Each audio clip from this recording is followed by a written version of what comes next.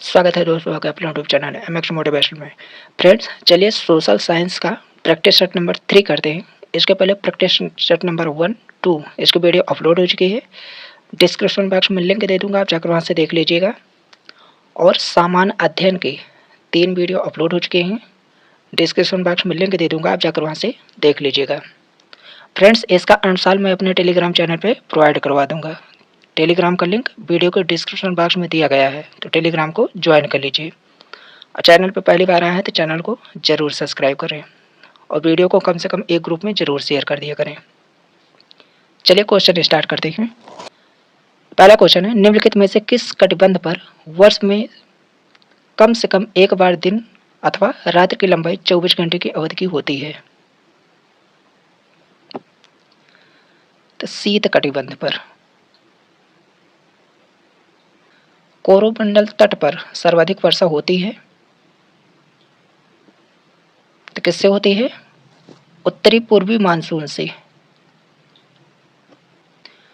उत्तरी पश्चिमी भारत में शीतकालीन वर्षा होती है, तो होती है पश्चिमी विक्षोभ से होती है। कोलकाता में 88° पूर्वी देशांतर यदि सूर्योदय प्रातः 6:10 पर होता है, तो मुंबई 73° पूर्वी देशांतर में सूर्योदय का समय क्या होगा? तो यह होगा प्रातः 7:12। निम्नलिखित कथन पर विचार कीजिए तथा कारण को ध्यान में रखकर दिए गए कोटों से सही उत्तर का चयन कीजिए। तो उष्ण मरुस्थलों का विस्तार महाद्वीपों से पश्चिमी छोर पर है, ये कथन गलत है। वायुभार पेटियां मौसम के अनुसार उत्तर दक्षिण खिसकती है, यह सत्य है। यह होगा ए असत्य है, किंतु आर सत्य है। किसी नदी के खड़े पार्श्व वाली गहरी व संकीर्ण घाटी को कहते हैं? क्या कहते हैं? महाखड्ड। भूकंप की प्रबलता मापी जाती है, तो रिएक्टर मापनी द्वारा। सहारा में प्रवाहित होने वाली गर्म शुष्क पवन कहलाती है? क्या कहलाती है? सिरक्को। निश्चित सीमा व निश्चित दिशा में तीव्र गति से बहने वाली जलराशि को कहते हैं? तो क्या कहते हैं? धारा। विक्षेप बल उत्पन्न होता है, तो पृथ्वी के परिभ्रमण से। निम्नलिखित कथन पर विचार कीजिए तथा कारण को ध्यान में रख दीजिए, गए कोटों से सही उत्तर का चयन करें। तो कथन है, हिमालय पर्वत शीत ऋतु में उत्तर की ओर से आने वाली पवनों से भारत की रक्षा करता है, सत्य है। हिमालय विश्व की सर्वोच्च एवं नवीनतम वलित पर्वत श्रेणी है, ये भी सत्य है। ए तथा आर दोनों सत्य हैं। सर्वाधिक लवणता पाई जाती है, तो मृत सागर में पाई जाती है। प्रमुख मत्स्य क्षेत्र ग्रांड बैंक स्थित है, तो उत्तरी अटलांटिक महासागर में। मंगोलायड्स प्रजाति की उत्पत्ति का क्षेत्र माना गया है, तो ये मध्य एशिया माना गया है। सुमिलित करना है, एक तरफ देश है, एक तरफ कृषि उत्पादन। तो ऑस्ट्रेलिया में क्या होता है? गेहूं। मिस्र में कपास। क्यूबा में जूट।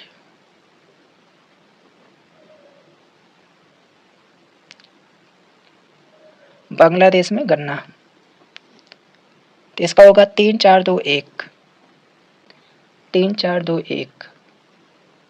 इसको भी सुमिलित करना है, एक तरफ है झील और दूसरी तरफ है राज्य। तो सांभर झील है राजस्थान में, लोनार झील है महाराष्ट्र में, पुलिकट झील है तमिलनाडु में, और नौकुचिया झील है उत्तराखंड में। तो इसका होगा 3 4 1 2। 3 4 1 2। सूर्य के निकटतम ग्रह है, तो सूर्य का सबसे निकट का ग्रह कौन सा है? बुध। वायुमंडलीय संरचना में निम्नलिखित में से किस गैस का सर्वाधिक भाग है? तो नाइट्रोजन का। वायुमंडल की सबसे निचली परत है, तो सबसे निचली परत क्षोभ मंडल है, क्षोभ मंडल। कैरिबियन सागर में उत्पन्न होने वाले तूफान को कहते हैं? हरिकेन कहते हैं। डोलड्रम निम्न अक्षांश रेखाओं के मध्य स्थित है,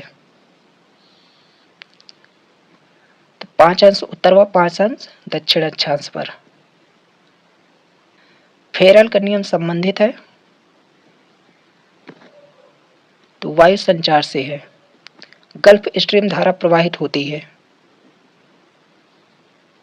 तो आंध्र महासागर के पश्चिमी तट पर। वायुमंडल की ओजोन परत पृथ्वी को बचाती है, तो किससे बचाती है? पराबैंगनी किरणों से। निम्नलिखित कथन पर विचार कीजिए तथा कारण को ध्यान में रखकर दिए गए कोटों में सही उत्तर का चयन कीजिए। तो बृहद मरुस्थल निम्न अक्षांशों पर अवस्थित होते हैं, सत्य है। कारण है महाद्वीपीय विस्थापन के फलस्वरूप ये उच्च अक्षांशों से हटकर निम्न अक्षांशों में आ गए हैं, ये भी सत्य है। इसका होगा ए तथा आर दोनों सत्य हैं, परंतु आर ए की सही व्याख्या नहीं करता है। साइमन कमीशन भारत किस वर्ष आया? तो 1928 में। तुझके जहांगीरी किसने लिखी? जहांगीर। बुलंद दरवाजा अकबर की किन पर विजय के उपलक्ष्य में बनाया गया था? तो गुजरात विजय पर। मनसब क्या था? तो इसका आंसर कमेंट करके मुझे जरूर बताइएगा। 1857 में सिपाही विद्रोह कहां से प्रारंभ हुआ? तो मेरठ से हुआ था। विधवा पुनर्विवाह एक्ट कब पास हुआ? तो हुआ था 1856 में। हर्षवर्धन के शासनकाल में सत्ता केंद्र स्थान कौन सा था? कन्नौज था। यूनानी राजदूत मेगास्थनीज किसके दरबार में भारत आया था? तो चंद्रगुप्त मौर्य के। 1925 में कानपुर कांग्रेस के अध्यक्ष कौन थे?